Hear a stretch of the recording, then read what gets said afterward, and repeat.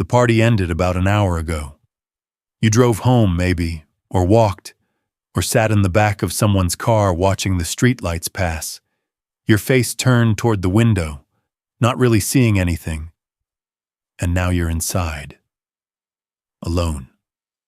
The room has that particular stillness that only happens after a room has been full of noise, a quiet that almost rings, that feels heavier somehow than ordinary silence. You set your keys down somewhere. Maybe you pour yourself a glass of water you don't actually want. Maybe you just stand there in the hallway for a second before remembering to turn on the light. And then something happens. Something you probably won't mention to anyone tomorrow, because you won't have words for it, and honestly, it won't seem like anything. But it is something. Starch on your face, the one that smiled and responded and laughed at the right moments and stayed present and warm for the last few hours, doesn't quite know what to do with itself now. The muscles let go, not into sadness, not into relief exactly, into something less defined than either. Something that doesn't have a name. And for just a few seconds, before you reach for the phone or the remote or whatever comes next, you're somewhere in between. Between the person you were all evening and whatever is underneath that. And in that small, unguarded gap, something surfaces that you weren't quite expecting. Not peace, not exhaustion, though you are that too. Something more like a question. Something that was waiting for the noise to stop. Most of us don't stay with it. We reach for something, anything, that pulls us back into motion. The phone, the television, a snack eaten standing over the sink. We tell ourselves we're tired, which is true. We tell ourselves we're introverted, which might also be true. We tell ourselves this hollow, slightly off-balance feeling is just what happens after too many people for too long. And maybe it is. But I want to gently suggest, and this is where I want to begin tonight, maybe it's something else too. Maybe that particular silence, the one that opens up between the mask coming off and the next thing starting, isn't an absence. Maybe it's the most honest moment you've had all day. And maybe some part of you, not a loud part, a quiet, patient part, has been waiting for exactly this. The moment when the room is empty, when there's no one to perform for. When the question you've been one step ahead of all evening finally catches up. I don't want to move past that moment too quickly. I want to stay here a little, in this room, in this after quiet. Because I think something true lives in it. Something that's been trying to find you for a while. There is a kind of tired that sleep doesn't reach. You probably know it. You wake up after a full night and it's still there, not in your muscles or your bones, but somewhere softer than that. Somewhere behind your eyes, maybe. A flatness. A weight that doesn't have a location. And the voice in your head that says you have no reason to feel this way. The one that lists everything you have and everyone who needs you and all the reasons you should be fine. That voice doesn't help. It just adds something to the weight. A layer of guilt on top of the tiredness, which is its own kind of heavy. What I want to say is that this particular tiredness has an origin. It isn't mysterious, even if it feels that way. It comes from something very specific that most of us do every day, so automatically that we've stopped experiencing it as effort. It comes from translating yourself, constantly. In almost every interaction, there is a version of what you actually think or feel or want, and then there is what you actually say, what you actually show. The feeling gets softened on the way out. The edge gets taken off.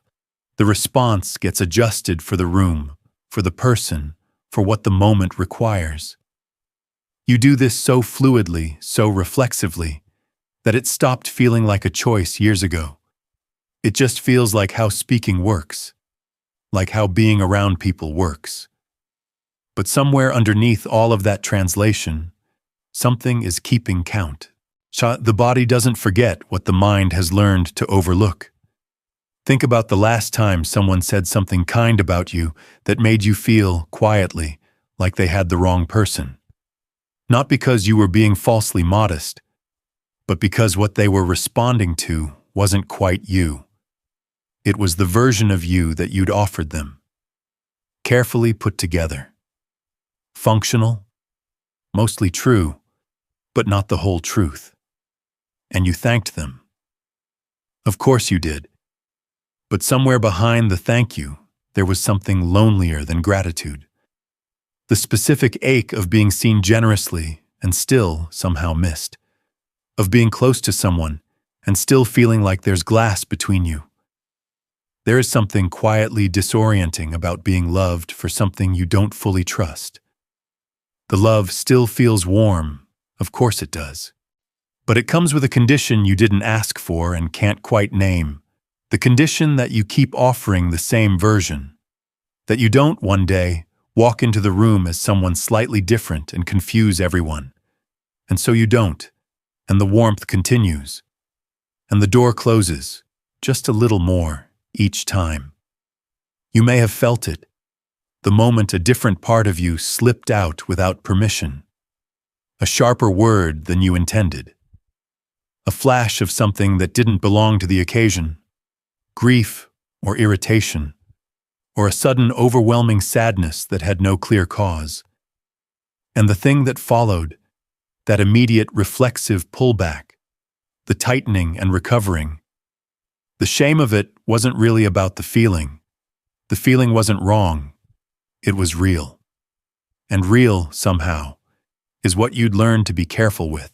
Or real was the thing that didn't always fit the room. That pullback. That instant correction. It is one of the most practiced things about us. We've been rehearsing it since we were small. It happens faster than thought now. The feeling surfaces, something in us clocks it, and the performance resumes before anyone noticed the interruption. And then at the end of the day, when the body finally stops, there's this residue, this inexplicable depletion. Like having sprinted somewhere you can't point to on a map. And then there's the last thing. The thought that tends to come at night, when you've run out of ways to stay ahead of it. Not a dramatic thought. Nothing that announces itself. Just a quiet, slightly vertiginous feeling, like standing in a room that's almost your room, but not quite. I'm not sure this is my life. She not said in despair, more like something noticed. A recognition without a solution. The life functions, it more than functions. But somewhere in it, there's a fit that's slightly off, like a word you almost remember, like something you agreed to before you understood the terms, and you can't quite find the moment when things became this shape. It feels like it happened while you were busy being the version of yourself that everyone needed, and that version, thoughtful and capable and present as it was, made some choices without asking the rest of you. I want to say this as clearly as I can, because you may have been treating it as a personal failure. This tiredness, this quiet sense of being a stranger in your own days. It is not a flaw. It is not ingratitude. It is not weakness. It is what happens when a person has been surviving. When a person has been giving what was needed, holding what was asked of them, staying functional and present and reliable in all the ways that mattered to everyone around them. The part of you that hasn't quite settled into this arrangement, the part that stirs in the silence after the party, that isn't the problem. That may be the most alive thing left in you. Carl Jung spent decades sitting with people who felt this. Not broken people, not people in obvious crisis, capable people, thoughtful people. People who had, from any external view, built something real a career, a family, a life that worked. And what kept appearing underneath all of that was a particular kind of sorrow. Not the sorrow of having lost something, more like the sorrow of having never quite lived in the direction of something you couldn't name. And what he came to understand was that their pain wasn't a sign of failure. It was almost the opposite. It was the price of a very specific kind of success. The success of having built a self that fit beautifully in the world, while quietly setting aside the parts that didn't. He called this constructed self the persona. The word itself comes from ancient theater, the mask worn by the actor, not a lie necessarily. More like a face developed for a particular purpose, a face that learned, over time, what the world would receive warmly, what it would meet with approval, what it could hold, what it could not. And here's the thing that gets overlooked. It didn't begin when you were old enough to make conscious choices. It began much earlier than that. You don't have to reach for a specific memory. It didn't arrive as an event. It arrived the way a habit forms, slowly, through repetition, until the habit is just how things are. There was a version of you that received warmth. That got the smile, the softening around someone's eyes, the feeling of being right, being good, being wanted. And there was another version, the louder one, the messier one, the one that needed too much or felt things too strongly or pushed where it wasn't wanted. That got something cooler. Not always cruelty. Sometimes just a slight pulling back. A room that got quieter. And a child who is paying closer attention to the emotional temperature around them than any adult ever realizes, takes note. This face gets warmth. That one doesn't. And without a decision, without a meeting called, without any intention at all, the child begins to grow toward the warmth. So by the time you're an adult, the process is almost invisible because it's so complete. You've learned exactly how much of yourself to bring into different rooms. The professional version, measured, reliable, competent. The social version, easy, good company, never quite too much. The version for intimate spaces, caring, available, not too demanding, careful not to tip the balance. And these feel like you. That's the confusing part. They are you, parts of you, real parts, developed genuinely. But they're parts that got selected, polished, offered forward. While other parts, the angrier ones, the needier ones, the ones that wanted to stop accommodating and just be held for once, learn to stay out of sight. Those parts don't go away. Nothing goes away. That was something Jung came back to again and again, and it's worth sitting with. Whatever doesn't get expressed gets stored somewhere. The anger that was never safe enough to show, the grief that had no container, the need that felt like too much to admit. These don't dissolve. They go underground, and from underground, they operate, they seep. You can see it if you know to look. The person who is warm and accommodating and patient in all measurable ways until they aren't, and the fury comes from nowhere over something small, and everyone around them is stunned, because where did that come from? But it didn't come from nowhere. It just finally found a crack. Or the person who is so visibly fine that when they finally aren't, when something in them gives way, the people closest to them say they never saw it coming, and they didn't. Because the persona was so well maintained that even the people inside the house couldn't see behind it. And then there are the quieter versions. The person who has agreed so consistently for so long that they've genuinely lost access to what they want. Not lost it dramatically. Just, it's no longer available when they reach for it. The desire has been overridden so many times by what was needed from them that it stopped making itself known. and now there's just a flatness where preference used to be. The silence I keep coming back to, the one in the hallway after everyone has gone, the one that doesn't fill cleanly. Sometimes that silence is the first moment in a very long time that there's nothing to perform against, no role to maintain, no one whose warmth depends on the right version of you appearing. And in that silence, something old and unpolished and entirely unwilling to keep waiting begins to stir. What would be left if you stopped giving it a reason to stay quiet? She doesn't have a name in this. I'm going to describe her in impressions, because names would make her someone specific, and I want her to be familiar. She's the kind of person other people describe as solid, capable, someone you can count on. She's built things, a career that reflects genuine intelligence and years of steady effort, relationships that from the outside look warm and intact. She's not someone who falls apart. She's never been someone who falls apart.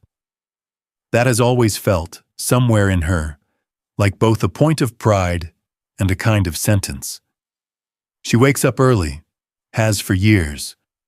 Not from anxiety exactly, but more from something instinctive. An understanding that the hour before the household wakes is the only hour that belongs to no one but her. She makes coffee, sits at the table. Maybe she looks out the window for a minute at whatever is outside. The street, a garden, just the dark still pressing against the glass. And on a Tuesday, not a significant Tuesday, not one marked by anything, just an ordinary one in the middle of an ordinary stretch of weeks, she holds the cup in both hands and becomes aware, slowly, of something she can't immediately name. She can't remember the last time she said something she actually meant, not lied. She doesn't lie, not in the way that word usually means. She's honest about facts, honest about practicalities. But there is another kind of saying, the kind where what comes out of your mouth is the same thing that's happening inside your chest, unedited, unprocessed, just true. And she cannot locate when she last did that. Not with her partner, whose stability she has come to feel responsible for. Not with her colleagues, who know her as someone measured and precise. Not with her friends, with whom she is genuinely warm, genuinely present, but somehow always positioned a step back from her own edges. Not even, really, with herself. Because she has noticed, in the quiet of this early hour, that even her internal voice has been using the tone of someone who is fine, someone who has this handled, someone who does not need very much. She doesn't tell anyone this. What would she even say? That she's tired? She's not sure tired is the right word. That she's unhappy? She's not sure that's true either. There's no vocabulary for it that doesn't sound like ingratitude or self-indulgence, and she is neither of those things. So she holds it. And in holding it, something shifts slightly, like eyes adjusting to a different kind of light. She starts noticing things she'd trained herself not to notice. The way her voice lifts a little when she walks into certain rooms, gets brighter, becomes surer than she actually feels. The topics that don't get raised, not because she has decided not to raise them, but because something in her reroutes automatically before the thought even becomes a sentence. The conversations she leaves feeling vaguely depleted, the ones where she was pleasant and useful and where nothing she actually thought made it into the air, the small residue afterward, that feeling of something pressing, lightly, against the inside of her chest. Not pain, more like the physical awareness of something that didn't get said. Then something small breaks, or not breaks, doesn't show up. There's a family commitment she has kept every year, one that stopped feeling like a choice so long ago she'd genuinely forgotten it ever was one. And this year she just doesn't go. She doesn't make an excuse or have a conflict. She simply does not attend. And the world doesn't end. And what she feels in the aftermath is too complicated to sort out. Relief, yes, but also a kind of vertigo. Because the version of her that would always find a way to be there, to manage, to hold the space, that version just quietly declined. And she doesn't entirely know who made that decision. And then there's a conversation, and one she didn't anticipate. Something is said that she would normally have smoothed over, reframed, made manageable, and instead she says what she actually thinks. Gently, but plainly, without softening it into something easier to receive. And the discomfort that moves through the room afterward, and through her, is real. Not because she said anything wrong, but because she changed the terms without asking permission first. And everyone who had been relying on the old terms feels the ground shift slightly under them, even if they don't know why. This is where it often begins. Not with a plan, not with a decision, not with any kind of clarity about what's happening. Just with a small, quiet failure of the old arrangement. A moment where something that used to hold doesn't. And what moves into that space is something Jung tried to describe his whole life. The self below the self. Not the ego, not the constructed person, but something deeper and less cooperative. Something that doesn't care about being easy to manage. Something that has been absorbing all the years of accommodation, all the suppressed words, all the feelings that moved past before they were allowed to land, and has started quietly and without announcement to push back. Individuation, he called it. The slow, sometimes painful, usually unwanted process by which a person stops becoming what the world needed them to be and starts becoming what they actually are. It doesn't start with wanting to grow.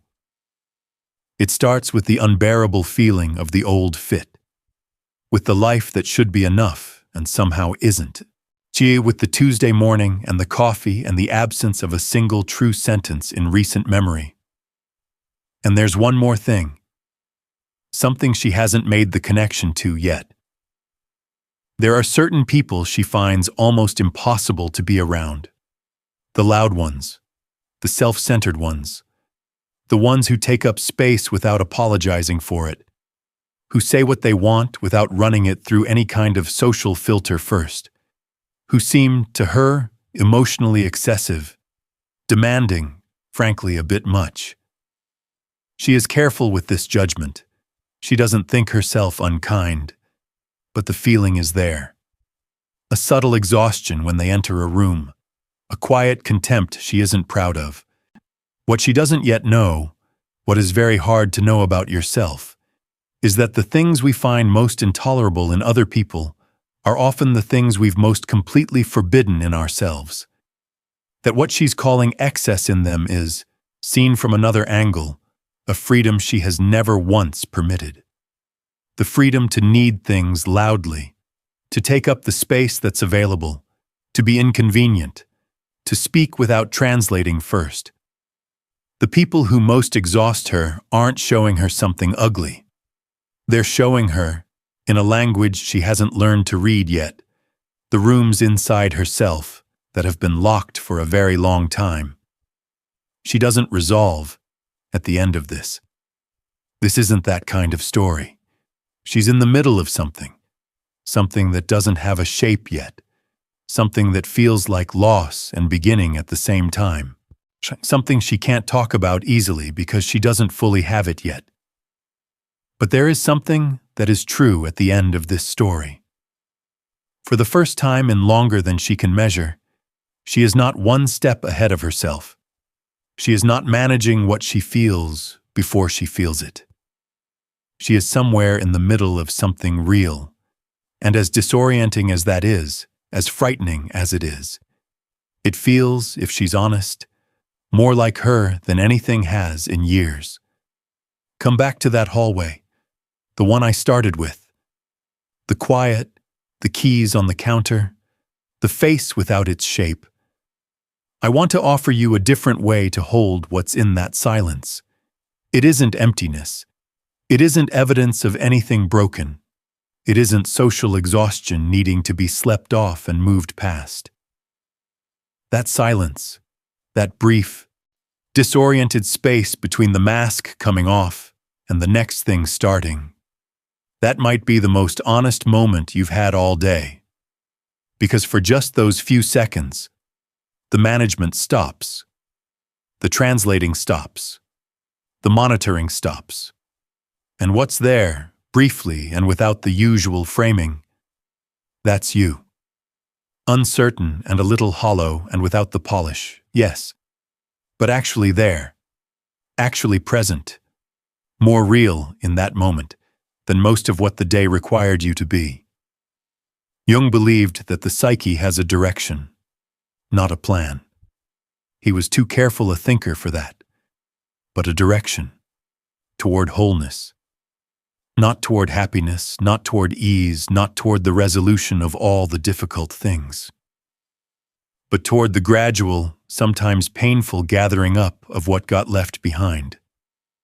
The parts that went underground, the qualities that didn't make it into the persona, the feelings that had no acceptable container. He believed something in the human psyche wants to complete itself, not perfectly, not finally, but honestly.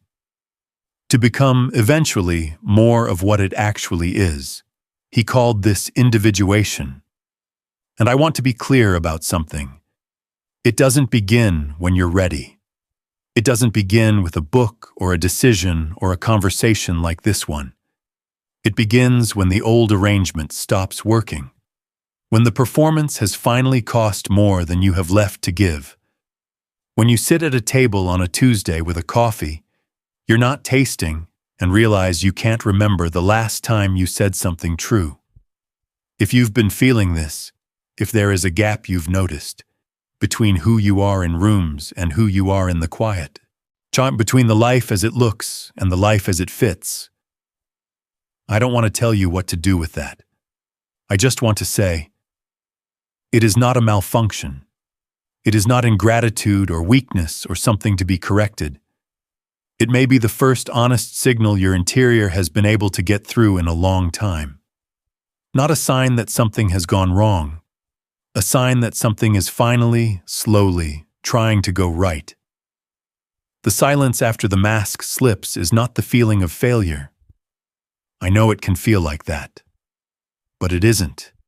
It's an invitation. To something slower and less presentable and more real than the version you've been holding together.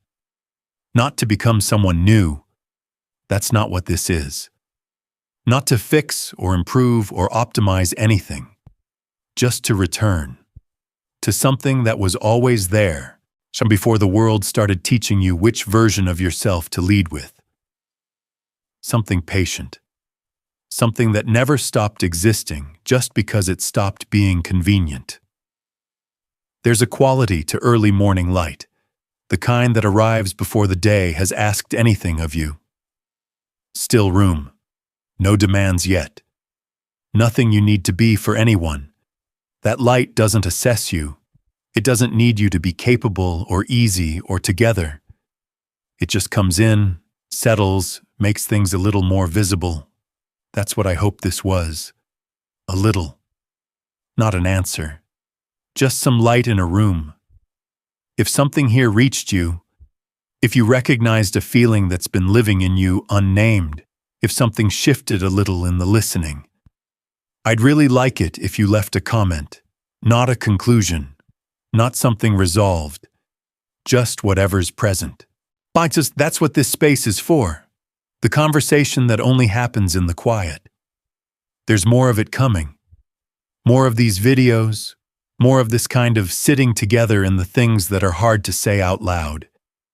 You don't have to go anywhere just yet.